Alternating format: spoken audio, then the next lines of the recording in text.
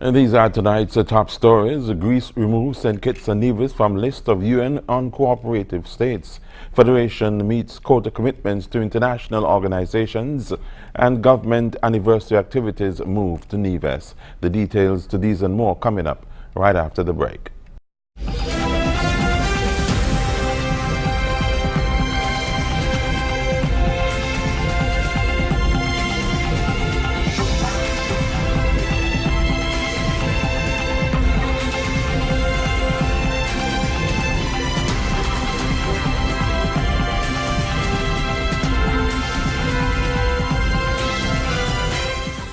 Good evening. Welcome to this evening's edition of the news with your presenter, Veer Galloway. The Embassy of the Hellenic Republic, Greece, has informed the government of St. Kitts and Nevis that the Federation has been removed from its national list of non-cooperative states, as there is no institutional framework and administrative assistance between the two countries. In 2015, the European Commission published a press release with a list of international tax havens and its action plan for fair and efficient corporate taxation in the European Union. St. Kitts and Nevis was included on the national list of 10 countries as being non-cooperative. Minister of Foreign Affairs, the Honorable Mark Brantley, availed himself of opportunities during conferences overseas to engage the representatives of the respective countries, requesting the criteria for including St. Kitts and Nevis on the list and our removal. The ministry deems the recent decision by Greece to remove St. Kitts and Nevis from its list as a success of these combined efforts. Of the initial 10 countries, St. Kitts and Nevis has now been removed from the list of Estonia, Italy, and Greece. St. Kitts and Nevis has met all of its quota commitments to the OECS, CARICOM, the United Nations, the Organization of American States, the Commonwealth, and the ACP. During the most recent town hall meeting held by the government, Minister of Foreign Affairs and Aviation, the Honorable Mark Brantley, said he is very proud of this fact. He explained what this means for the Federation. When you're a member of these international organizations, you have certain assessments, you have certain dues. You know, when you're a member of PLP, the Prime Minister says you have to pay dues. CCM, we don't pay. But PLP, I hear they have to pay. Now, you have to pay when you're a member of these organizations. And many countries, including, sadly, some of us in the Caribbean, are not paying. And as a result of that, they put them on a list of countries that, if you will, are not regarded in the same way.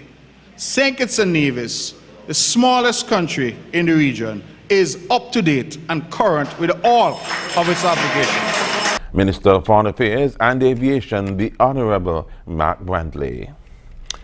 Prime Minister Dr. the Honorable Timothy Harris has announced that Nevis will play a significant part in the week of activities to mark the government's second year in office. On Monday, February 13, the Federal Cabinet will, for the first time, meet in Nevis.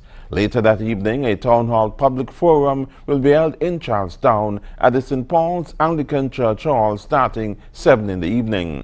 The town hall will be the fourth in the series of town hall events dubbed Good Governance and Accountability for Prosperity. And coming up after the break, Police High Command welcomes the symposium as a partnership effort in approach to address crime. And Mondo designed athletic track project said to be the largest ever investment in Nevis sports. Stay tuned. We'll be back. Welcome back. And reflecting on the National Crime Symposium held on Thursday, Deputy Commissioner of Police Hilwy Brandy said he was heartened by the turnout and the participation of stakeholders at the event. Deputy Brandy said the stakeholder attendance and participation was encouraging. The deputy added, improving our community engagement and involvement is one of the priorities for 2017. We want to be more engaged in the communities we serve, so this event has provided us an opportunity to meet more persons who are active in their communities, and in due time we'll reach out and partner with them in their efforts and ours in building stronger communities in St. Kitts and Nevis. Deputy Brandy said the symposium was a well-developed initiative and he looks forward to the outputs. The Honorable Mark Brantley, Senior Minister for Sports and Minister with responsibility for tourism in the Nevis Island administration, says an athletic track designed by Mundo experts, which is under construction at Long Point, is an important project for the government. The minister, who is also Deputy Premier of Nevis, made the comment when he spoke to the Department of Information February 8, moments after concluding a tour of the construction site with cabinet colleagues and senior officials in the NIA. Minister Brantley also noted that when completed, the facility will add another dimension to the island's tourism product. He said it would provide an opportunity for tourism officials to market the island as a destination which also offers sports tourism. The facility, which will be outfitted with a Mundo track, will also have a FIFA-certified football field in the middle for the football lovers. Mundo is a well-known European-based company which is the official surface and equipment provider for the WIAF. The minister noted that based on his understanding, Nevis will become the third in the world to use the Mundo high-tech track and the first in the Caribbean at this point to do so. The project began in mid-December 2016 and the planned completion date is in March of 2017 in readiness for the annual inter-primary school athletic meet in April. The second phase of the project will be the construction of the stadium. As part of its 50th anniversary celebrations, the organizing committee for the Charles E. Mills Secondary Anniversary Celebration is gearing up to host its 4th Health and Wellness Drive next week. ZIZ spoke with the project coordinator Dorothy McMahon-Keynes, who explained what inspired the initiative. This came about as I'm a community development officer and I've worked within the communities, and I've realized that some of our residents are now, having health issues, and one of the things that we want to promote is to eliminate or stop the surge of health problems, health issues, by having natural activities, natural foods, natural things that you can do within your home. Keynes outlined some of the activities that persons can expect from the event. We'll be doing Zumba, that should be fun, standing aerobics, yoga, some segments of yoga, and we would also have nutrition and health sound bites. These would be done by persons who have passed through the school. So we would have persons like Dr. Naja Wilson, Latoya Duncan, Mrs. Latoya Duncan, Dr. Joylette Woodley, and a number of others would be there. She then used the opportunity to invite all persons and encourage members of the Sandy Point and neighboring communities to lend their support. We're inviting all residents from the Sandy Point area as well as the surrounding communities, the supporting schools, members that went to the school, the Sandy Point High School, Charles E. Mills Secondary School. We're asking you to attend. It's going to be at 6 in the morning to 8 in the morning, 6 to 8 a.m. and we're providing transportation for you to get there. Keynes encouraged persons to register, adding that the event is free. However, breakfast will be available for purchase. The 4th Health and Wellness Drive will be held at the Old Recreation Ground in Sandy Point on Saturday, February 18. American gospel singer and songwriter Jonathan Nelson arrived at the Robert L. Bradshaw International Airport on Saturday evening. The gospel artist is scheduled to perform at the Team Unity Administration's Gospel Extravaganza that commemorates its 2nd year anniversary in office. Backed by his vocal ensemble Purpose, Nelson released his major label debut, Right Now Praise, in 2008, followed by Better Days in 2010. Nelson then released the #1 gospel album, Finish Strong, in 2013. His most recent album, Fearless, debuted in 2016 with songs such as My Hope, Name of the Lord, You Are Good, Rehoboth, Amazing Love, Everything You Are, I Give You Glory, Branded New, and Forever Settled. He is also well known for the hit song I Believe, also known as So Long Bye Bye. This is Nelson's first ever visit to the island. The Gospel Extravaganza will also feature several local entertainers, including Radical Praise, African Worship Team, Ali D, and Arby Liddy. The Team Unity Administration's Gospel Extravaganza will be held at the Greenlands Park and is scheduled to begin at 6:30 p.m. on Sunday, February 12. Coming up, Fidel Castro's tomb becomes a place of pilgrimage. Stay tuned. Love is in the air at Courts. Make your credit purchase of $499 and over for your big chance at winning an all-inclusive weekend getaway for two to the lovely island of St. Lucia. Plus, when you shop, you pay nothing for 30 days. This offer valid from February 6 to 18. Love is in the air, so celebrate with a romantic weekend getaway. Don't wait. Shop at Courts today. Courts, bringing value home. It's the ZIZ mobile app, the newest way to get the latest on what's happening locally, regionally, and internationally. Say goodbye to newspaper clutter and hello to updated classifieds on our radio market. Whether you're streaming your favorite local TV or radio shows or catching up on memorable moments in sports and entertainment, the ZIZ mobile app offers this and so much more. Always on the go?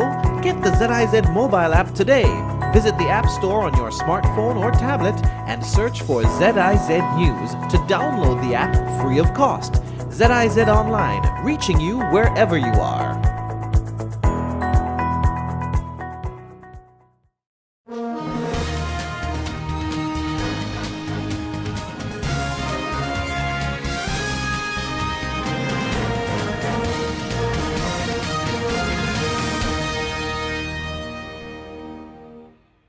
Welcome back to the news. Tens of thousands of people have been flocking to the tomb of former leader of Cuba, Fidel Castro, who died in November, aged 90. Castro's tomb has become a place of pilgrimage. More in this report. Its location was one of the most tightly kept secrets. Now it's become one of the most important and visited sites in Cuba. Thousands of people have been flocking to the tomb of Fidel Castro. This simple stone lies in the Santa Ifigenia Cemetery in Santiago, the birthplace of Castro's revolution. When you come to visit his tomb, you're going to see that he did not build a big monument. It's a stone, a small stone, which is significant to the way that he saw his revolution. He's a very humble person, and it's very nice to see this. President Raul Castro has barred the naming of streets and monuments after his late brother, in keeping with the former leader's desire to avoid a cult of personality. Coming up, Baghdad anti-corruption protest ends in deadly violence. We'll have the details when we come back.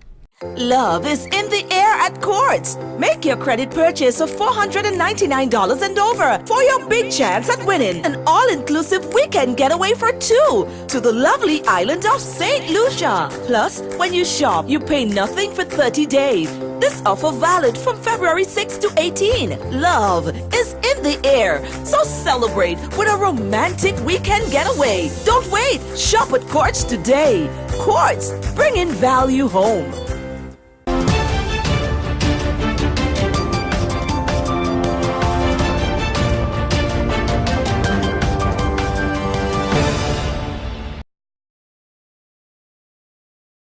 Welcome back as we look at news further afield. A huge anti-corruption protest in Baghdad turned violent and ended in deadly violence on Saturday.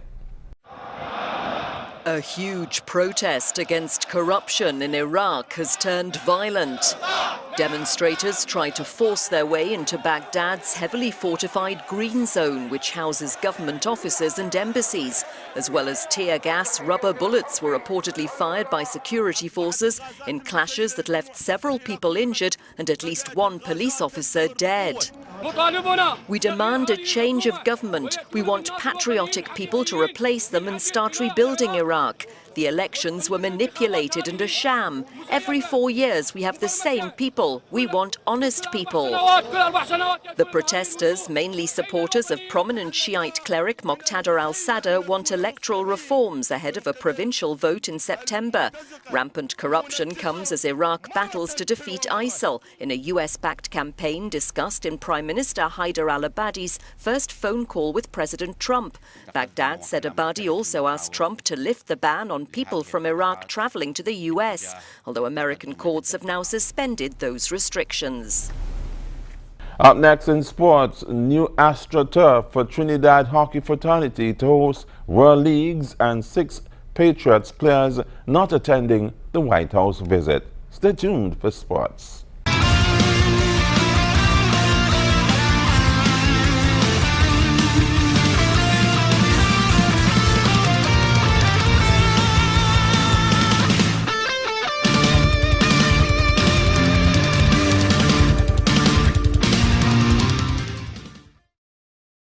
Welcome back to the news as we move now to sports, and there is some good news for the Trinidad and Tobago Hockey Board from the Minister of Sport, Darrell Smith, ahead of its hosting of the International Hockey Federation's Round 2 of its World Games from late March to early April. 8 teams inclusive of Malaysia, Japan, Russia, the United States, Barbados, Chile, Switzerland, and host Trinidad and Tobago will take part vying for a place in the semi-final round of the World Games. And with international competition coming to our shores, Minister Smith announced that they will have a new surface at the hockey centre to play on. They've been requesting that the hockey turf be changed for several years now. It's 11 years plus. And it was granted permission today from the Cabinet to start work on that hockey surface, to get a new surface, and to do some other work with the lighting to make it up to international standards. Minister Smith says they intended to maintain the new turf in the proper manner, and for this they have acquired the right equipment. For the first time, which should have been done the first time, we'll be bringing in a special machine that cleans and maintains the turf, which caused the current turf that we have now with the power washing and so on to have a lot of issues. So I know that's very good news for the hockey fraternity. While adding the remnants of the soon-to-be old turf would not be discarded, but put to good use. But more importantly, there's still some life, and as you know, when you're in some fiscal strain times, you tend to count all the pennies. We were able to work with them and the manufacturers and with the Petrotrain Sports Club to actually relocate the current turf, which has 2 or 3 more years in it, to be utilized at Petrotrain. So we're going to have 2 AstroTurf fields now for hockey, where we utilize the old one for another 3 years until we could replace that one as well. Kent Fuentes, C Sports. At least 6 members of the Super Bowl winning New England Patriots have said they will not visit the White House for the traditional meeting that championship teams have with the president. Since the New England Patriots won their 5th Super Bowl on Sunday against the Atlanta Falcons, at least 6 players have said they will not attend the annual White House visit for a champion pro sports team. After tight end Martellus Bennett was the first player to say he wouldn't go, he was soon joined by defensive back Devin McCourty and then running back LeGarrette Blount, who said this week, "I don't feel welcome in that house." Meanwhile, Donta Hightower, Chris Long, and Alan Branch have all also now said they would turn down a request to come to the White House. From endorsement deals to the philanthropic work through his own foundation, Andy Roddick, the wonder kid who at 21 won his first Grand Slam title at the 2003 US Open, has kept busy since he retired from professional tennis in 2012. Now Roddick, a dog lover who lives in Austin with his wife and dogs, is currently partnering with Purina Pro Plan for the company's $1 million Westminster Kennel Club Dog Show Bracket Challenge. Here is more. Former tennis star turned philanthropist Andy Roddick has turned his attention to his love of dogs since he left the game in 2012. According to CBS News, Roddick is currently partnering with Purina Pro Plan for the company's $1 million Westminster Kennel Club Dog Show Bracket Challenge. The event is being compared to college basketball's March Madness brackets, but with dogs and the chance to win $1 million. Roddick talked about his own choice in the bracket, saying, We had a mini poodle growing up, so that was part of my reason behind choosing that dog. And when we come back, we'll have another look at the stories that made the headlines.